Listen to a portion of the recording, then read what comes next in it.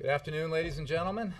Let's get started. I have a quick announcement. Later this week, the President will meet at the White House with the Senate Democratic Caucus on Wednesday and the Senate Republican Caucus on Thursday to talk about the range of important issues on the legislative agenda, including the need to adopt a balanced approach in confronting the nation's long-term deficit challenges.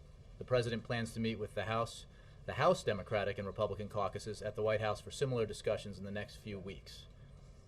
And with that, I'll go to the. I don't have anything on that for you right now. Ben. Thanks, Jay. A couple of topics, please. We keep hearing about this good cooperative relationship with Pakistan in the fallout of the bin Laden raid, but to my knowledge, they're still not making available the three wives that were taken into custody after the raid. Do you know if they plan to do that? And if not, is that something that the White House is simply willing to accept? Ben, the United States and Pakistan have an important, complicated relationship, as we've said. The cooperation that we've had with Pakistan has been important for years now in our fight against terrorism and terrorists. And more terrorists have been killed on Pakistani soil because of that cooperation than anywhere else in the world. And that's important to note. Which is not to say we don't have our differences, because we do. We obviously do, and those differences are frequently aired. But the fact of the matter is that that relationship is important. The cooperation continues to be important for the United States in order to pursue al-Qaeda and other terrorists as the war continues after the death of Osama bin Laden. So we are in consultations with the Pakistani government at many levels about the matter you raised, Osama bin Laden's wives and the other, some of the other materials that may have been collected by the Pakistanis after the commando team left.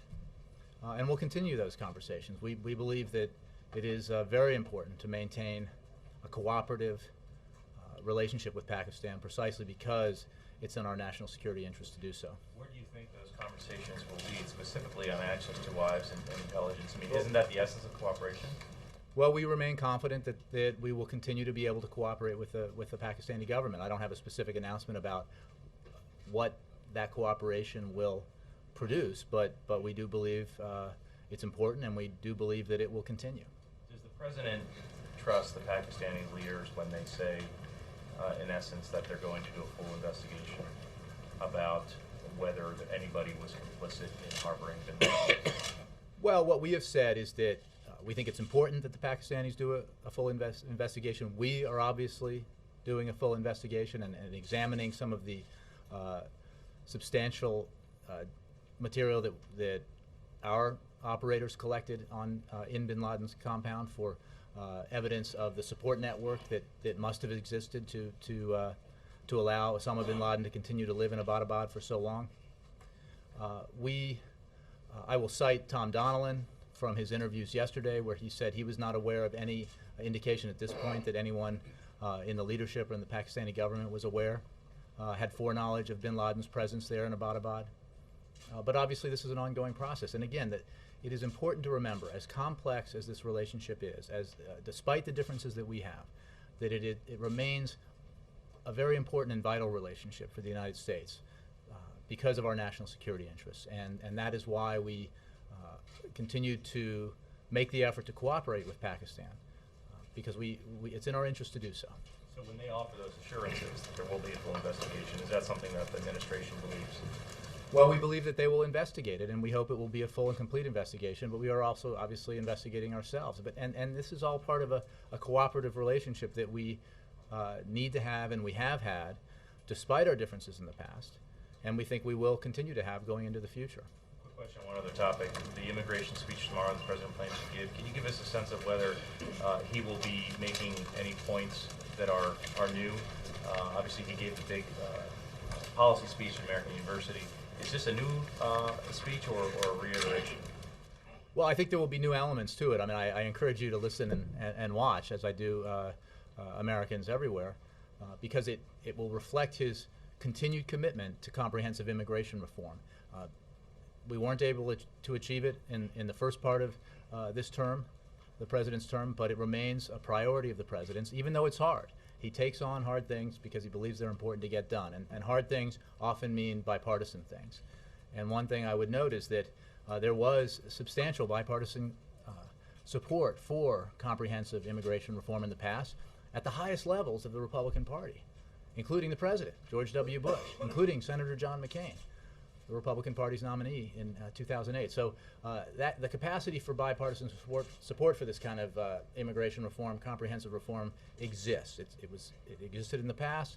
We think we can build support for it again in the future. And the president's speech tomorrow will be about trying to continue to build public support. And I think he will make points about the steps we've taken on border security, the fact that the number of border agents today is double what it was in 2004.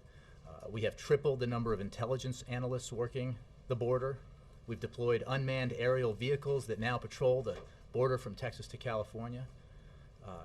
We are screening 100% of southbound rail shipments to seize guns and money going south, even as we go after drugs coming north. So we're seeing results, and he will also talk about, if I may, the economic impact, the economic imperative of immigration reform. I mean, it is simply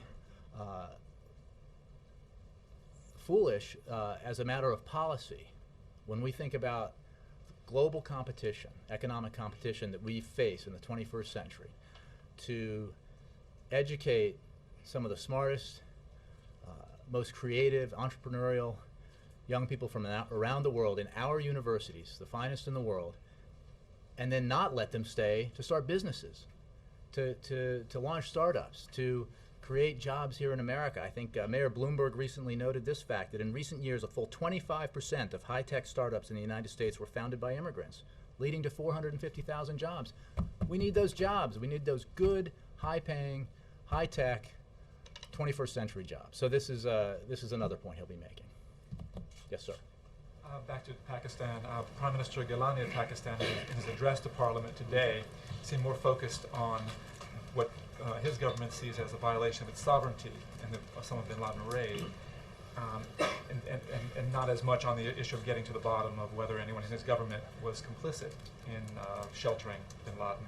How concerned is the administration that these kind of recriminations may severely damage relations that are already strained? And he also warned of serious consequences if any further mission of this sort is undertaken. Is the U.S. taking that seriously and going to hold that? We obviously take the statements and concerns of the Pakistani government seriously, but we also do not apologize for the action that we took, that this president took. He said, dating back to the campaign, if there is an opportunity to bring Osama bin Laden to justice, and he's on Pakistani soil, and this is the only way we can do it unilaterally, he will take that chance and do it, and he did. It's simply beyond a doubt in his mind that he had the right and the imperative to do this. So having said that, as I'll go back to what I said to Ben, our relationship with Pakistan remains very important to us. Our need for cooperation remains very important. We will work with the Prime Minister and the President and other government leaders in Pakistan to work through our differences and continue the cooperation that we've had in the past that has led to so many successes in the fight against terrorism and terrorists. Okay, one other question on China. The President will be meeting this evening with the Chinese delegation in the U.S.-China dialogue. Will he be bringing up U.S. concerns about human rights?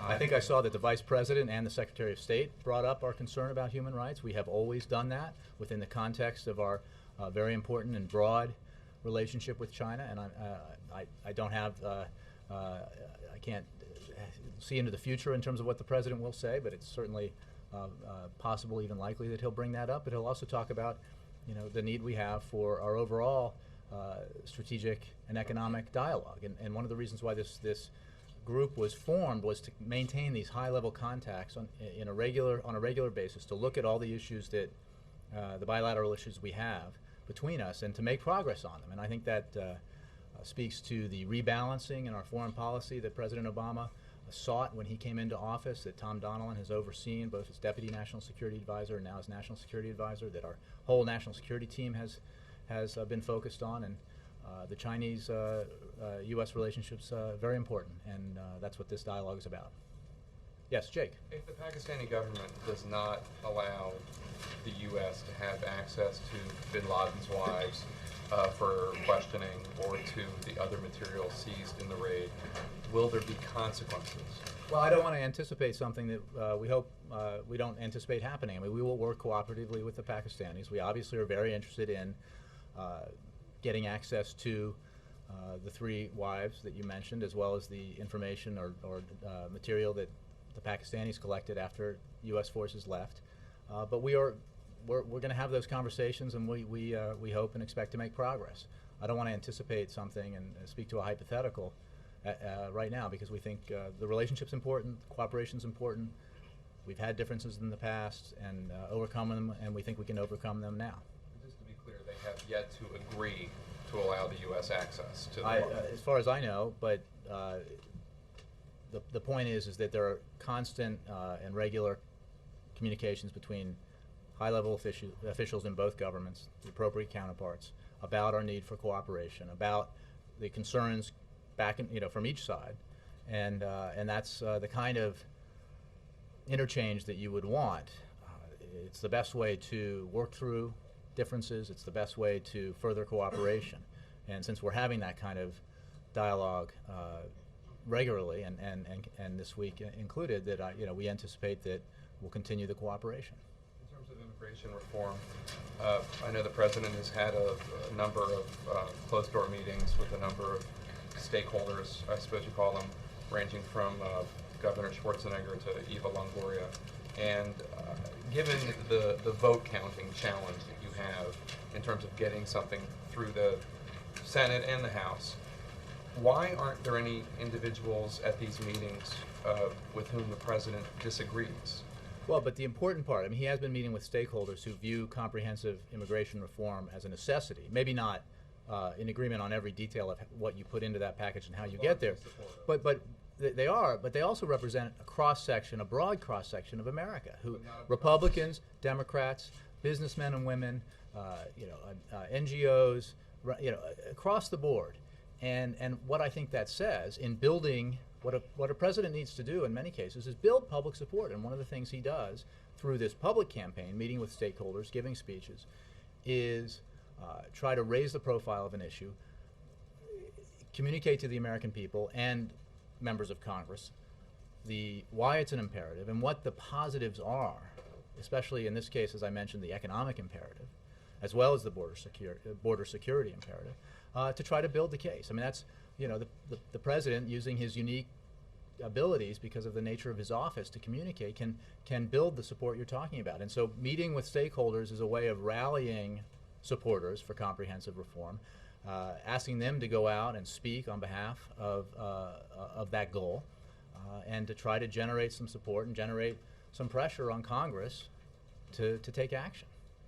I guess the question is, wouldn't it be better if you're going to take that approach, and you're not going to go directly to the John Kyles and John McCains of the world, but you're going to try to go to people who will influence them?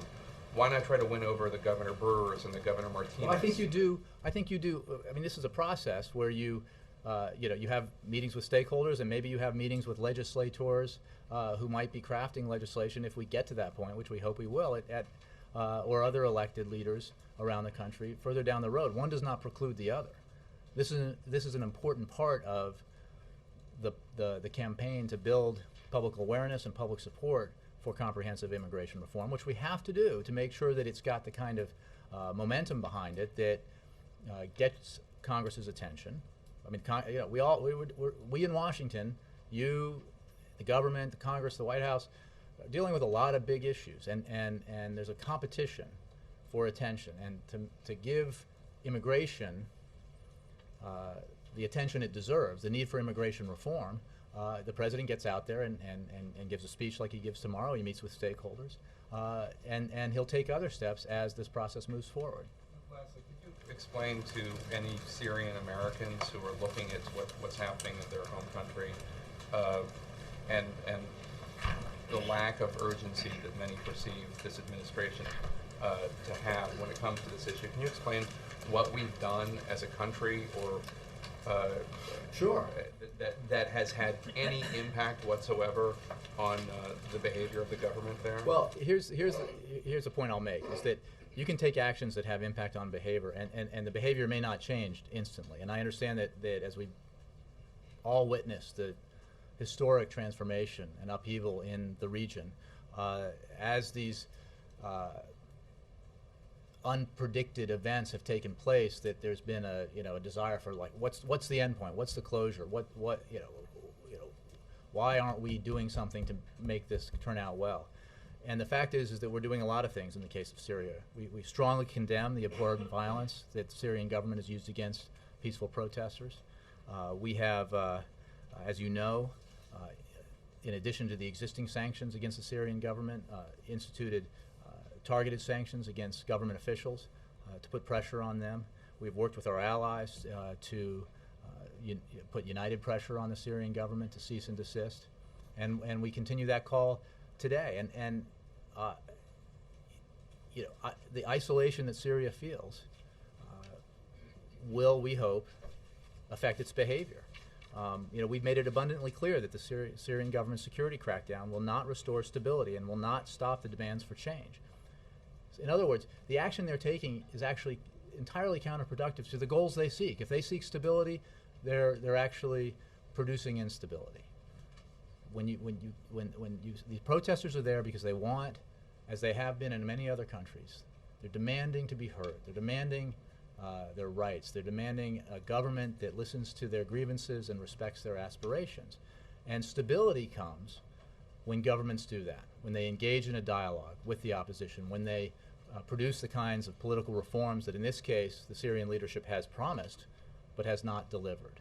We believe, and we've called for this to happen, we believe that the Syrian government needs to act on its words, act on its promises, and that stability will come from that. Let me move through the row. Dan. Back on Pakistan.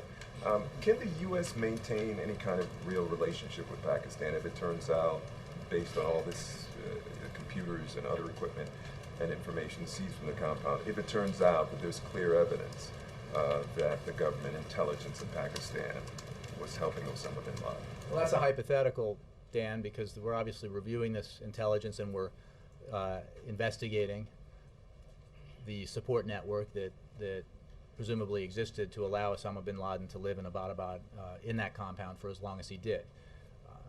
What I've said, and I'll say to you, is that this relationship is too important to walk away from. Our cooperation has been highly productive in the past, even when it hasn't been the result of agreement on every issue.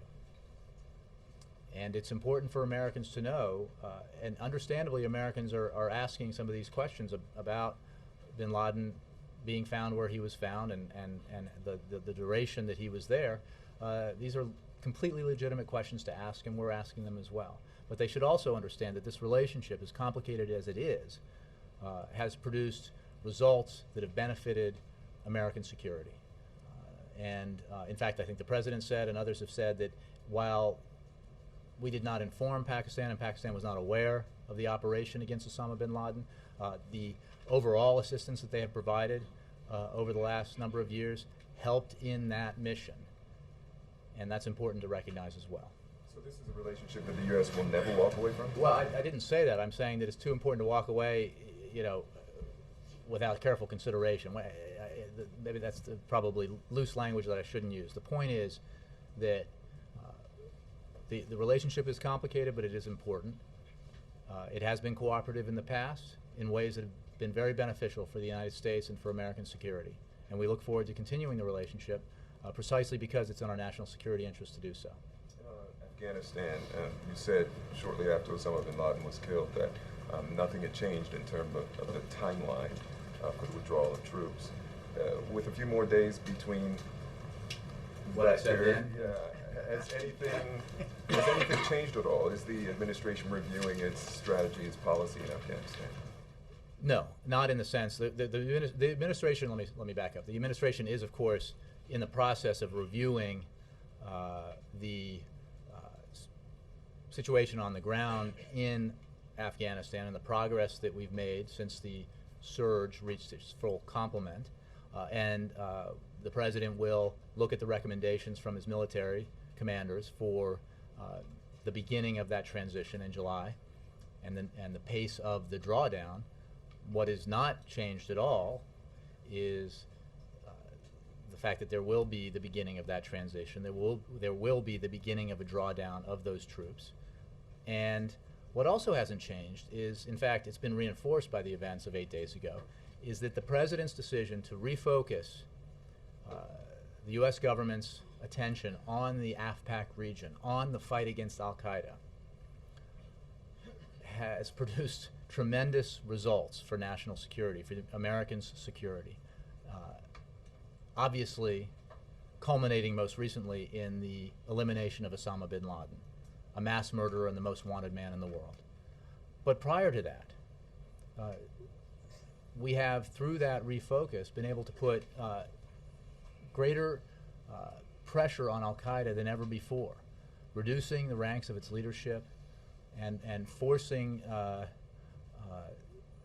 putting the squeeze on al-Qaeda in a way that hadn't been done in a long, long time, and making them weaker, which is good, again, for the primary goal. And remember what the president's, the first line in terms of what the goals of his strategy were, his AfPak strategy, his Afghanistan-Pakistan strategy, announced in December of '09, was disrupt, dismantle, and defeat al-Qaeda. And remember, we had an interlude for a long time between the invasion of Afghanistan and the arrival of this president in office, where the focus, the principal focus in the national security sense of the administration was on Iraq and not on Afghanistan and not on al-Qaeda Central. And the shift was important in producing not just the elimination of Osama bin Laden, but a lot of other clear victories in that fight. So just to clarify, the beginning of the drawdown, you didn't attach a date to that. It still remains July the same. 2011, unchanged, correct. Yes, Chip. Thanks, Jay. The president in his interview said that we don't know whether there might have been some people inside government and who knew about Pakistani government, and then Donilon made very clear there's no indication that anyone in the leadership knew. Was he in any way? Let me. what the president said? No, not at all. Let me just make clear what Mr. Donilon said was that at this point he was not aware of any indication we've had that leaders in Pakistan had any foreknowledge of Osama bin Laden's presence in Abbottabad, in that compound. And what we're doing, obviously, with this treasure trove of information is exploiting it for a lot of purposes. One, obviously, looking at it in terms of potential threats, but also in terms of the support network for bin Laden. And I don't have any updates on what either the president or the National Security Advisor said. Following up on the questions about the Prime Minister of Pakistan's speech today, his specific words were Pakistan reserves the right to retaliate with full force if the United States were to engage in another unilateral action. Number one, does the administration object to that kind of threatening language? And number two, do you think, does that apply to drone strikes in addition to this kind of unilateral action? Chip, all I'm going to do is return to what I was saying, which is that the relationship is important. We are in communication at a variety of levels with the Pakistan government about both the operation that took place and the cooperation that we hope to get together with the Pakistanis going forward in our fight against al-Qaeda and terrorism in the region, and obviously that the victims of that of the terrorism that is the focus of this fight are not just Americans alone. They are Pakistanis. Many Pakistanis have suffered the loss of life because of the terrorists in their midst. So this is a fight that's in the interest of both countries, and we look forward to cooperation in the future. But that sounds like a threat. Retaliate with full force. Do you deem it a threat? Look, obviously Pakistan is a sovereign nation, and we understand their concerns. We have made clear that given the threat that Osama bin Laden represented to the United States, given that he was the most wanted man in the world, a mass murderer, a terrorist who continued to plot against the United States and our allies, that the president would use whatever means necessary to ensure that we could eliminate him. And he did that, and he did it. Look, it's important to remember too, the mission he undertook, the risky decision he made to deploy the commando raid option also ensured the minimal amount of collateral damage, the minimal amount of civilian casualties, which I think is an important point to note, because as we have throughout in the overall Afghanistan-Pakistan effort, sought to reduce civilian casualties and collateral damage. This was very much an important aspect of the President's decision. Okay, one final question. That famous picture of the people watching, the White House staffers who were in that room, are they the only ones, the ones in that picture, are they the only ones who knew what was going on? Beyond, without getting into specifics about who, there were others obviously who knew, but it was a very, very tight group for an obvious reason. As the President made clear, most of his senior staff didn't know. And I'm not going to get into a game about who knew and who didn't, but because operational security was so important, and it really is, in this day and age of kind of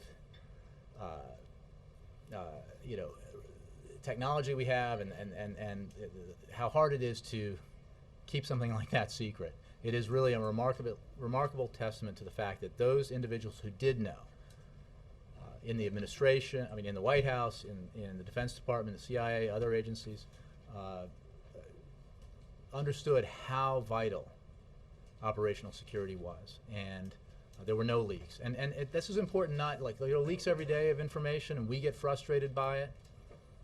But this would have had consequences that would have been terrible, because obviously any leak would have meant that Osama bin Laden would have been on the run again, and perhaps at large again for a long time. So it was the secrecy here, the operational security here was vital to the success of the operation. Yes, sir. If polls indicate the president's gotten a political bounce from dealing with bin Laden, would you hope to use that as you address other issues, and what other issues? Look, our agenda, the president's agenda, has not changed at all in the last 8 days. This was on his agenda, very high up, getting Osama bin Laden. But there are a lot of other issues. One of the things I think I mentioned early on last week was how amazed I was by the fact that on the Monday after Osama bin Laden was eliminated, we had a meeting I was in that was policy focused on a non-national security issue for 90 minutes with the president, and bin Laden was never mentioned, less than 24 hours after the event. And to me that represents, I mean, that indicates how the velocity of events here, the number of high priority and serious issues that are on the president's agenda, and the things he wants to get done. So it hasn't changed at all. We've got the vice president working on the talks with Congress to lead to substantial further deficit reduction, and we've got to deal with raising the debt ceiling. We're doing immigration reform. We're doing a host of other issues, focusing principally on the economy and job creation. He's not taking his foot off the pedal on any of those issues. And you wouldn't expect bin Laden's to have an impact on those things? I leave that for you and political analysts to judge about whatever impact it might have. What I know is that he's just continuing to go about the business that he was engaged in before the bin Laden operation. And we obviously, we obviously think that if there's a takeaway from it, it is the resolve that he has, the focus he brings to bear on long-term objectives, that he keeps pushing to get them done. When talking about immigration reform, keeps pushing to get it done. And I think that was reflected in his approach to dealing with Osama bin Laden. The fact that years had passed and in the effort to find him and bring him to justice, and he made clear when he came into office that he wanted to look again at the intelligence, reinvigorate the effort, not assume that he could never be found, but quite the contrary, insist that he be found. And that kind of focus is the focus he brings to bear on the priorities that he sets. On another issue, last month, several dozen Republican lawmakers wrote to the president requesting assurances that the U.S. will not share sensitive missile defense technology with the Russian government. What's his position on this? I think this is in context of the missile defense in Europe. Of the START treaty, or in the? I don't have any. I don't have anything for you on that. If you want to touch base with me afterwards, we can look into it. Yes, Chuck. Is there new concerns inside the administration that if Pakistan couldn't detect Osama bin Laden within their borders, that they can keep their nuclear arsenal safe? We obviously take the issue of nuclear proliferation very seriously. In my previous job with the Vice President, that was a focus point of his endeavors on nuclear security and nuclear proliferation, and we think that's a very important issue. I don't see a link there, and I haven't heard a link made internally between the issue of nuclear proliferation and security and Osama bin Laden's presence in Pakistan. Again, we're investigating this. We understand the Pakistani government's investigating it, and we continue with our collaborative, cooperative relationship. Is it better to find out if they were complicit or incompetent? I think it's better to find out what constituted the network, and then to assess that and move forward. On immigration, when it comes to the deficit, the president's doing 2 bipartisan meetings this week. He's got Vice President Biden doing all these things. It seems that we know a pattern here. When the president's serious about getting a piece of legislation passed, he does all of these things. When it's more about doing, when it's the timetable's much further out, we see things like he's been doing with immigration, which is 3 straight political meetings in the last week, then this tomorrow. I mean, Chuck, I just disagree, because I don't know if you were in my office asking this, but I'm sure that in 3 or 4 or 5 weeks ago, I had a number of reporters talk to me, and I know my colleagues about how about immigration. Hold on a second. About how the president's not really serious about long-term deficit reduction and fiscal reform. He's not going to grab the tail of that tiger. It's too hard. Well, you know what? He is serious, and he is addressing it. And the same is true for immigration. And look, I mean, this is what the most valuable commodity that exists in the West Wing is the president's time, as you know. Everybody here knows. And just look at how much time he's dedicating to immigration reform, and that should tell you how seriously he is approaching this issue. Again, he can't, unfortunately, the world we live in, a president, just like you guys, we can't just do one issue.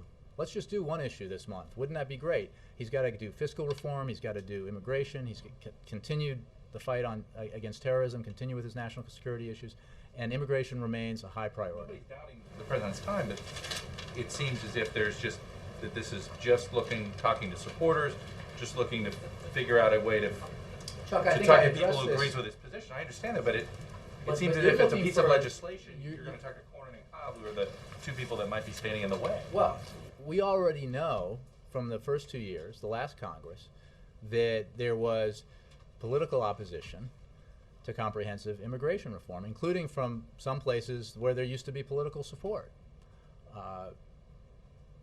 We are endeavoring to change that dynamic by rallying public support, by raising public awareness about the need for comprehensive immigration reform. Again, it doesn't preclude, obviously there will be a time for consultations with the lawmakers you mentioned, but just sitting in a room with some lawmakers is not going to get you any closer to that legislation than it did in the past. So you need to, this is again, the president would not be dedicating this amount of time to it if he didn't believe it was a high priority. And I think it is, having covered this place through 2 administrations, this is the coin of the realm.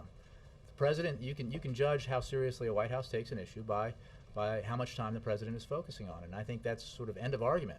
Does this have to be decided? Is it going to take a ballot box decision to I don't push? know. Is that what you I don't guys are know. assuming or preparing for? I don't. Mike played out in the ballot box. Robert said he'd leave me a crystal ball, but I haven't found it yet. I don't know. I think it's important to get done. Yes, look.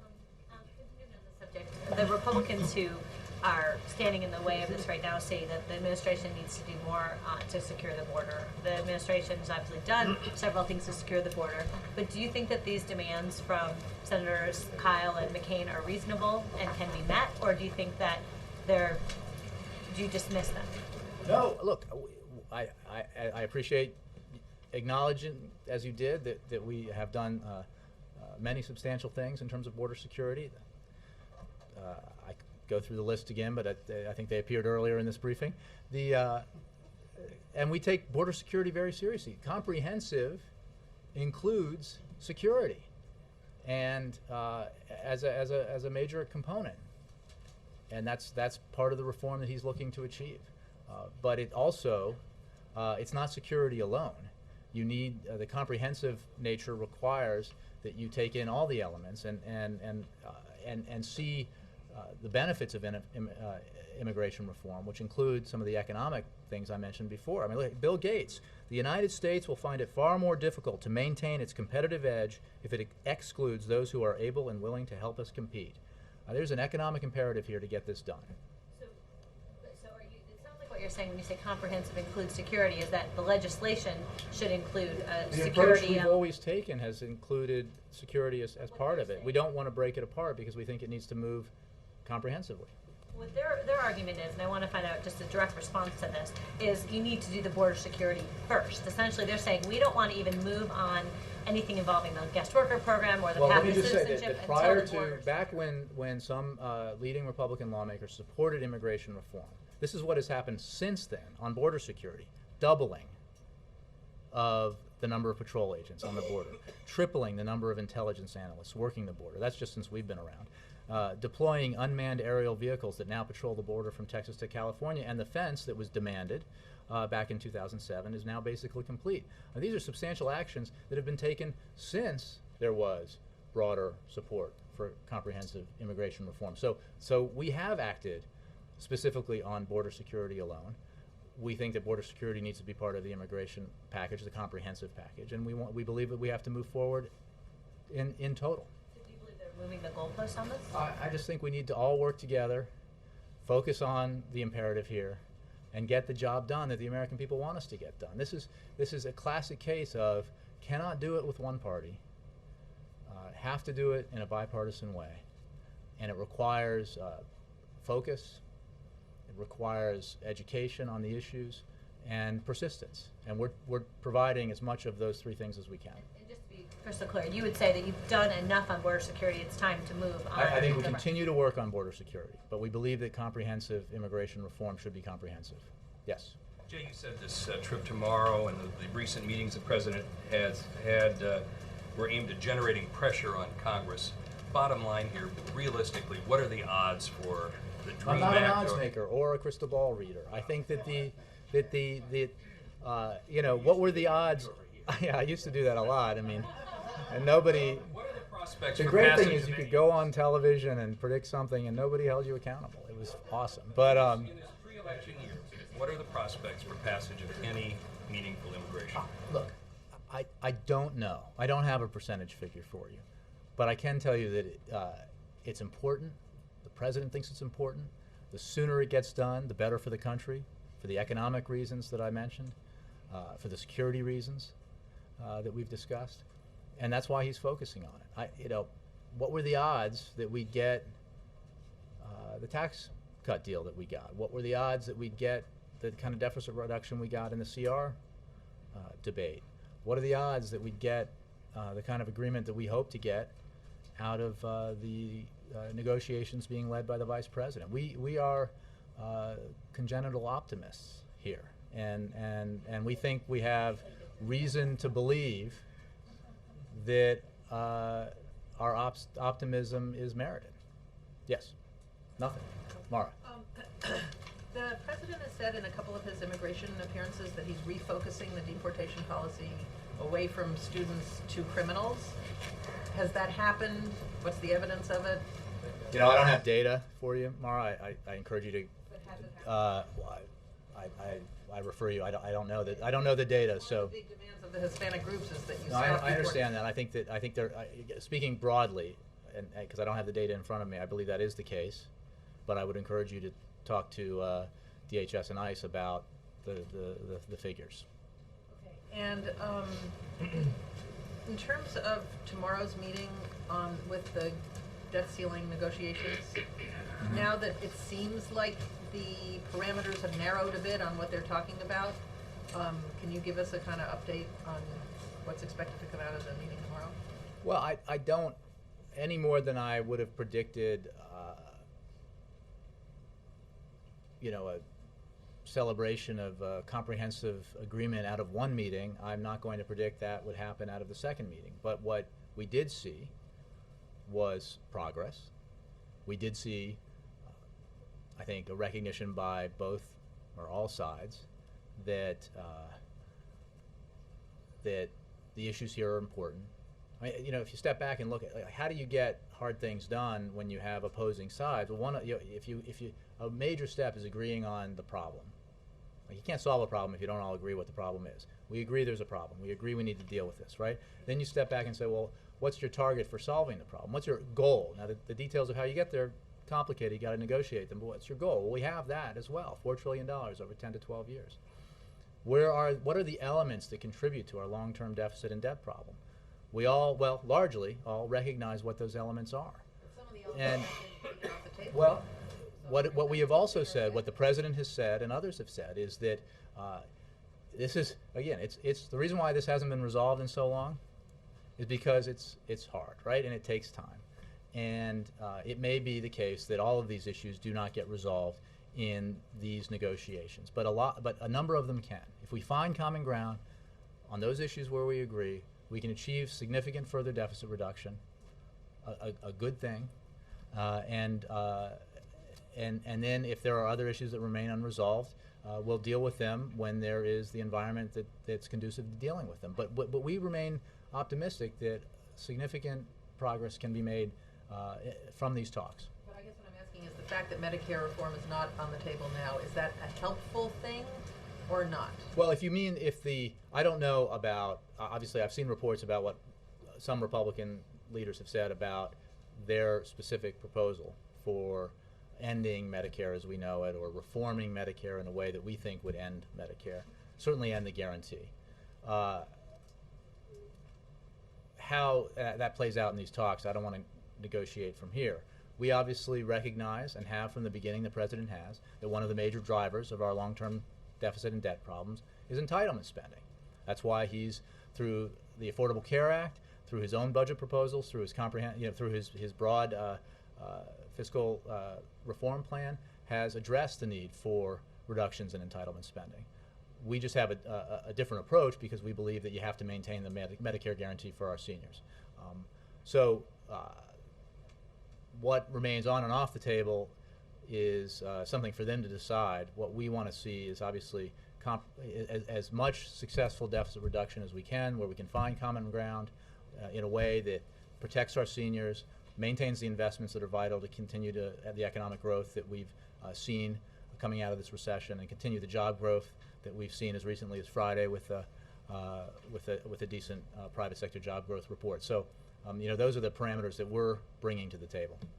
Perry Bacon. What is your reaction to the Pakistani decision to leak the name of the U.S. station chief in Islamabad to the press there? I don't have any reaction. No comment on that. Jackie. That is the second time in 6 months that's happened. Is there a pattern there? I don't have any reaction or comment. Do you have any reason to doubt that they put it out? Again, Jackie, I don't have anything to say about that. Yes, Ann. Does the president tend to make sure that the reward money for Osama bin Laden is given to someone who has helped find him? Let me step back. I mean, as far as I'm aware, no one knowledgeably said, "Oh, Osama bin Laden's over here in Abbottabad at 5703, you know, Green Avenue," and so I don't think. My sense is that the requirement for any kind of reward is to say that, not to accidentally, through intelligence gathering, provide information that leads to the whereabouts of somebody like that. Last October, the president went into the Roosevelt Room where a group of very high-ranking Pakistani delegation was there, and he said, "I will go to Pakistan in 2011." Do you think that is still his intention? Well, Tom Donilon said yesterday that we didn't have a trip like that's on the president's schedule prior to this raid. We don't have one now. I don't have any scheduling updates or announcements to make about a trip. Has this changed or ruined his expectations? I don't have any announcements on that. And tomorrow, Air Force One will carry the president 37,000 feet over the very dangerously swollen Mississippi River. I haven't heard you mention any briefings that the president's gotten. There's lives at jeopardy and a great deal of physical destruction. He has been regularly updated on these terrible floods, and our thoughts are with all the families, communities, and first responders affected by the flooding along the Ohio and Mississippi rivers and their many tributaries that have been threatening lives and property. As you know, FEMA has been working closely monitoring the ongoing flood fight along the Ohio and Mississippi rivers, their tributaries, and other low-lying areas. FEMA, through its regional offices in Atlanta, Chicago, Denton, Texas, and Kansas City, Missouri, remains in close contact and coordination with our state and local partners in all of the areas affected by or potentially impacted by flooding. On May 6th, just a few days ago, President Obama declared emergency declarations for Louisiana, which allows for emergency measures to save lives and to protect property and public health and safety, or to lessen or avert the threat of a catastrophe in the designated areas. On May 4th, as you know, President Obama declared made emergency declarations for Mississippi and Tennessee, and a major disaster declaration for Kentucky, which allows for additional federal support. You know, when we flew in and out of Fort Campbell, we could even see some of the flooding still in the fields out there, and it's obviously of great concern to us. I don't have any scheduling on you. Let me move around the room a little bit. Stephen.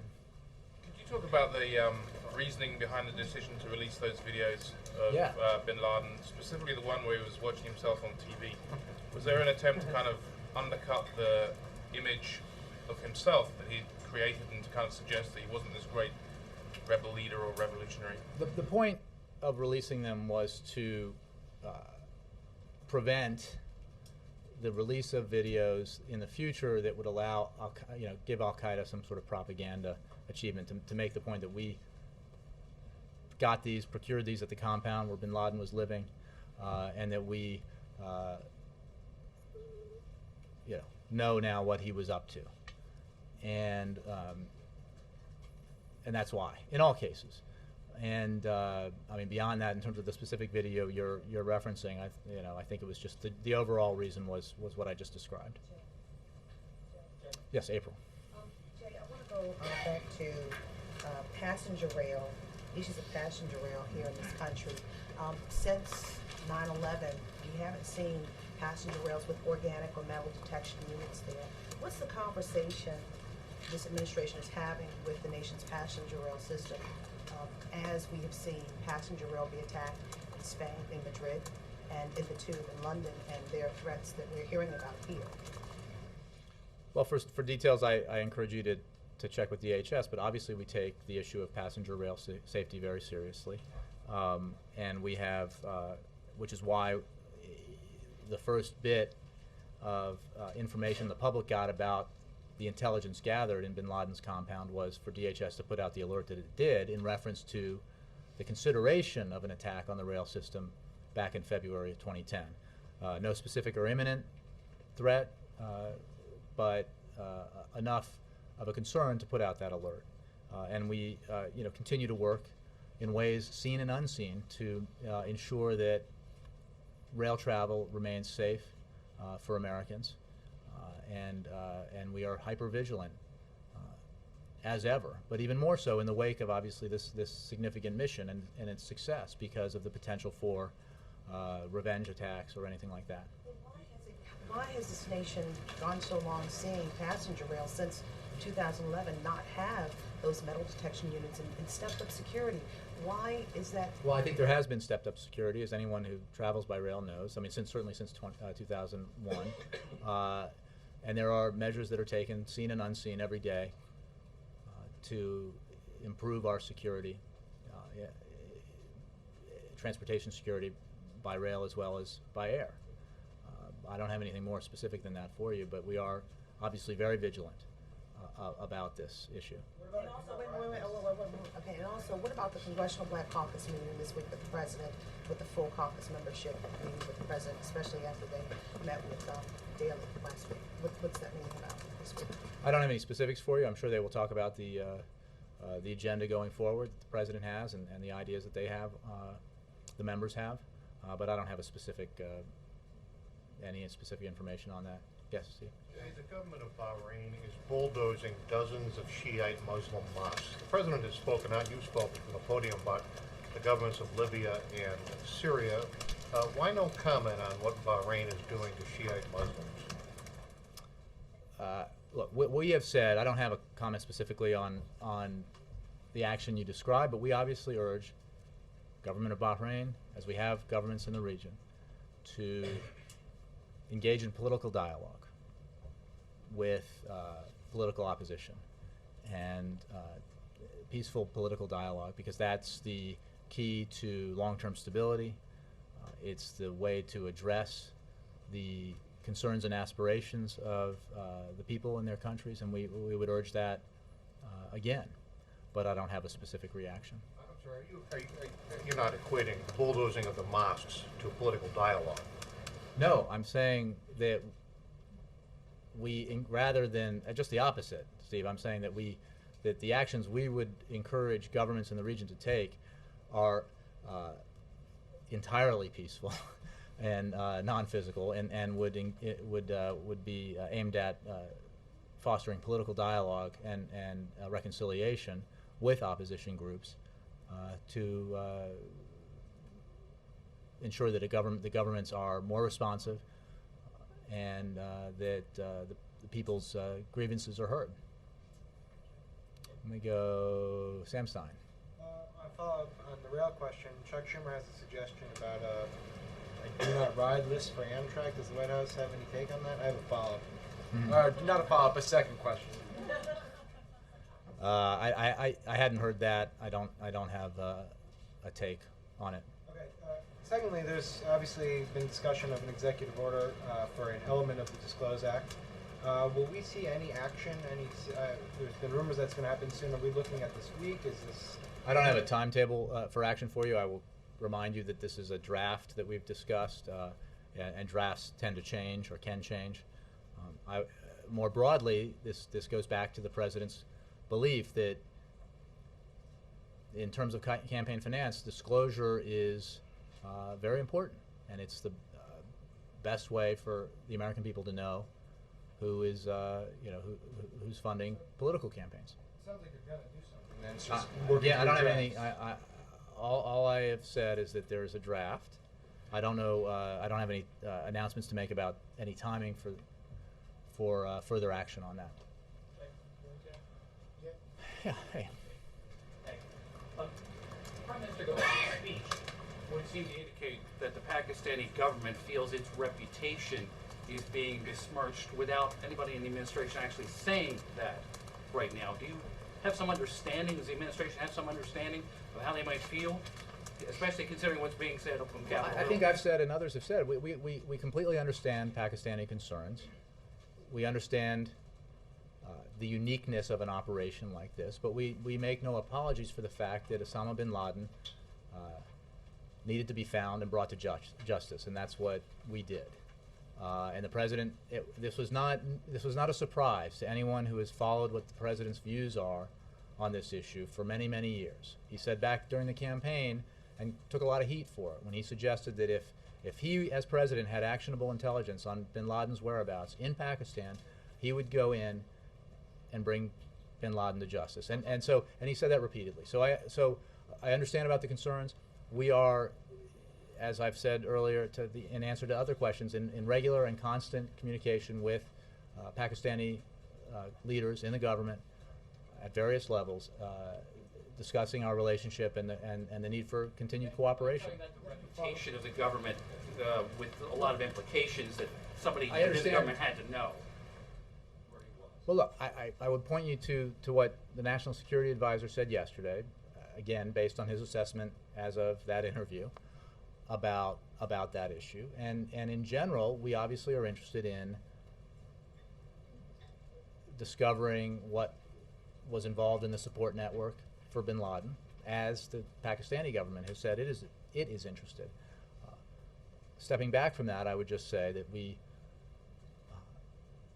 appreciate the support we've gotten from Pakistan in the past, the cooperation that we've had in the past in helping us take on the terrorist threat, a threat that affects both our countries, and we continue to look forward to continued cooperation in the future.